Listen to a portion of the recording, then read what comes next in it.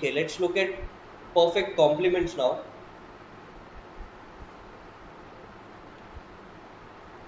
So perfect complements are preferences where you uh, complement two things together, two or more things together.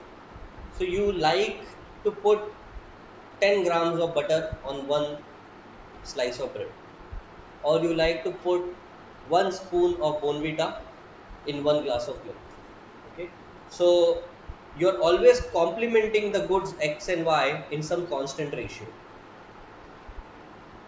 Okay? So let's say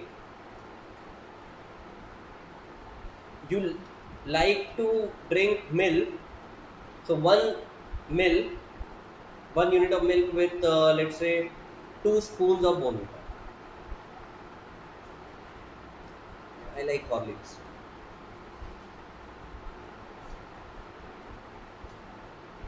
Okay, so you like one glass of milk with 2 spoons of Horlicks. So suppose I give you a total of m units of milk and a total of h units of Horlicks. Okay, so if you divide it, so what you can do is you can fill a total of m glasses with it, and you can put Horlicks in h by 2 glasses. Okay, so if I give you h spoons, if I give you 10 spoons of Horlicks, if say h equals to 10, you can at max put it in 5 different glasses, because in each glass you put 2 spoons of Horlicks. Okay, so you can either fill m glasses with milk, and you can fill h by 2 glasses with Horlicks. So now whichever of these two numbers is the smaller number will decide कि कितने Horlicks का milk है तुम्हारे पास, how many Horlicks milkshake you have. So your utility becomes just the limiting number of these two numbers, which is minima of these two things. So the crucial difference is, जब मैं substitute कर रहा था, I was multiplying that particular variable with that factor. Now I am dividing it with that factor. So if you like your coffee with 2 units of milk and 3 units of water, suppose you put 3 shots of milk and 2 shots of milk and 3 shots of water to make your coffee, then the amount of milk, so the amount of coffee which can be made for this much amount of milk is m by 2, and the amount of amount of coffee which can be made from this much amount of water is going to be w by 3. So the minima of these two numbers is the amount of coffee you have. Then you can always do some kind of monotonic transformation. You can always write this, multiply this by 6 and write this as min of 3m comma 2w. But the crucial thing is to understand that you do not write this as minima of 2m and 3w. This is wrong. As you can see, this is the correct answer. 2m comma 3w is wrong. Okay. So sometimes you see questions where they give you these considerations in words and they ask you to construct the utility function. So you should be able to understand that you do not write directly minima of 2m comma 3w, that is wrong. Instead of multiplying, you divide it by that particular factor. So that's perfect complements. Now what does this look like? So let's take a very simple case of when you are mixing both things with equal quantity. So the general function is going to be utility equals to minima of alpha x comma beta y. Right now I am going to assume alpha and beta to be 1, making the case simple. Okay, then we'll try to complicate it later on. Like I said, we always do with the simplest case and then we add a few different parameters in it, different complications in it. So minima of x comma y, wherein you are complementing x and y in equal ratio. Okay. So I want to find the indifference curves. Okay. So minima of x comma y. What does the min function do? It looks at two numbers, x and y. It determines which is the smaller of the two numbers, and it reports the smaller of the two numbers. That's all it does. That's basically the name of the function, min function. Okay. So consider this r square plane. This is your x axis. This is your y axis. Whenever x is greater than y, what will this function report? Y. So the output will be y. Okay. Now, in the first quadrant of the Cartesian plane, this line is the x equals to y line.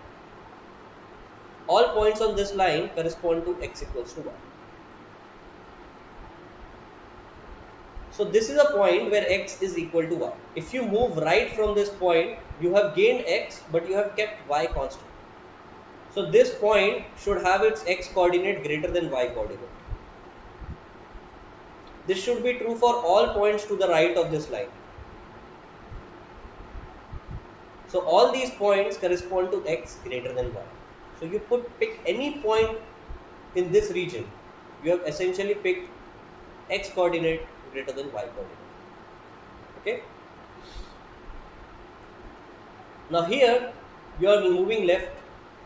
If you move left from this point, you have lost x, keeping y constant. So x should be less than y. Okay. So all these points are x less than y points.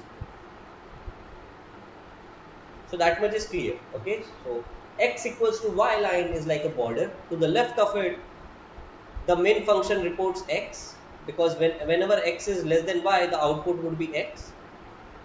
And whenever x is greater than y, the output would be y. Okay. Okay, so everybody is clear with this much. Okay, now let me proceed from here.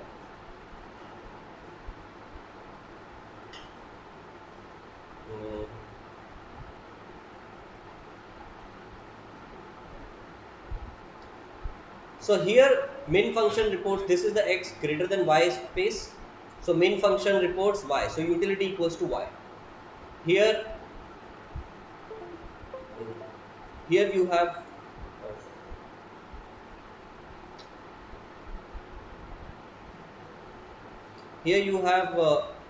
y greater than x. So utility function's value is equal to the x coordinate. Okay. So in this region to the right, all the points with the same y coordinate will have the same utility. Okay. So if I am plotting utility equal to 3, all the points with y coordinate 3 will have the same utility, that is 3. So let me plot the y equals to 3 line.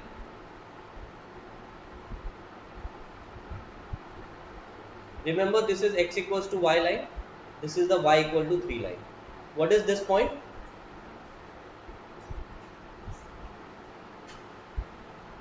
This point is what? 3, 3. Okay, it's in r square. So the point is 3, 3. Alright.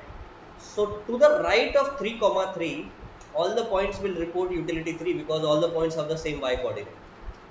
So this is the indifference curve for utility level 3. Okay. Now coming to this region, utility equals to x. Now suppose I want to plot utility equal to 3 curve here, which means x equal to 3. X equals to 3 will be this line.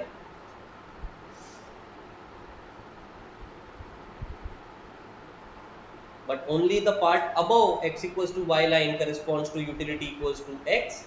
So this is the IC for utility equals to 3. So this becomes your utility level 3 curve. Now, like I keep saying, utility number is immaterial. You can do a monotonic transformation, make this utility level 30, 300, ln 300. You can do anything with it. You can make it any number you want. Okay? So that's immaterial. The important thing is this L shape will be an indifference curve. Monotonic transformation does not change the indifference curves, it just changes the numerical value of the indifference curves. Okay, so this indifference curve will remain where it is, its number will change if you do a monotonic transformation. So the ICs in general will look like this. Now we all know कि L-shaped curves होते हैं, but this entire process is very crucial because when we get complicated utility functions, and if you proceed in this manner, you will find it very easy to generate indifference curves. And if you generate indifference curve, you will find it very easy to do utility maximization. Okay, so that's why I've progressed in a very systematic manner here.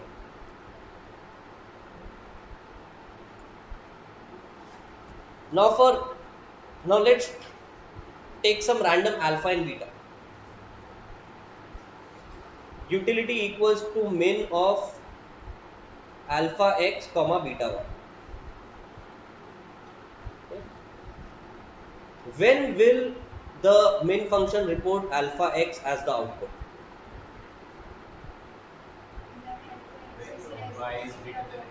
When alpha x is less than beta y. Okay. So it's no longer x less than y. It's now alpha x less than beta y. So whenever alpha x less than beta y, the output is alpha x. Whenever alpha x is greater than beta y, the output is beta y. So the crucial dividing line is, what is the dividing line between these two zones? Alpha x equal to beta y. So plot the alpha x equal to beta line. What slope it will have will depend on alpha and beta values. But generally you can write this as alpha x equal to beta y implies y equals to alpha by beta x, y equals to mx. So the slope of the line will be alpha by beta. Now depending on magnitude of alpha and beta, this could be greater than 1, less than 1 or whatever. This is your line y equals to alpha by beta x. When you move to right,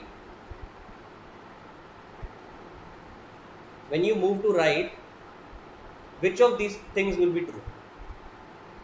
Condition 1 or condition 2? When you move to right from the line, condition 2. You are keeping y constant, gaining x, so alpha x becomes greater than beta y. So the output would be beta y. Okay. So this is the zone where utility equals to beta y. So this is the zone where utility becomes equal to alpha x. Okay. So let's suppose you want to find a u0 indifference curve,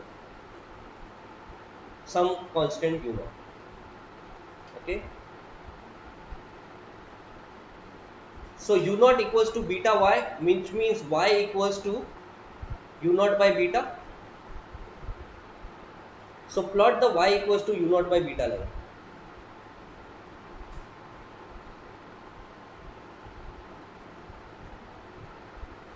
Y equals to u0 by beta.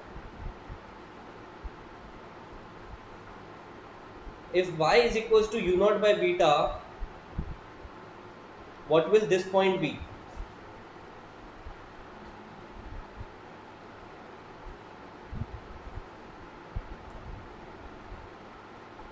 Y is u0 by beta. So what is this point? Huh? Exact point in terms of alpha, beta and u0 मुझे चाहिए. Huh? It should be in terms of alpha, beta and u0. u0 is some constant, beta is some constant, alpha is some constant. I know that y is u0 by beta and this line is y equals to alpha by beta x. So what will be x? u naught by alpha. So this point becomes u naught by alpha comma u naught by beta. Okay. Now here again I want to find the u naught level indifference curve. So what should be the value of x? If u naught equals to alpha x, x should be equal to u naught by alpha, which is basically this thing which I have found out. Okay, it might appear very obvious to you, but what we have essentially shown is the continuity of indifference curve. ठीक है, what we have shown is कि ये u naught indifference curve यहाँ पर जहाँ पर खत्म होगा, यहाँ से when you go vertically up, you are still on the u naught indifference curve. You have not gone from u naught to u prime. You are still on the u naught indifference curve. Now this continuity is very important. Okay, because this curve was discontinuous, it will basically mess up your entire math. Okay, so very subtly we have basically proven the continuity of our indifference curves, which we take for granted a lot of times, but we'll see cases. Examiners have asked cases, made cases where indifference curves are no longer continuous. Okay, so we should be able to appreciate this fact कि यहाँ पे it is continuous, which will make our job of utility maximization that much easier. Anyway, so the crucial thing you need to remember is y equals to alpha by beta x is the line, and then draw just L-shaped curves, 90-degree L-shaped curves which have their vertices on this line. Okay, so that takes care of my general case of perfect complement.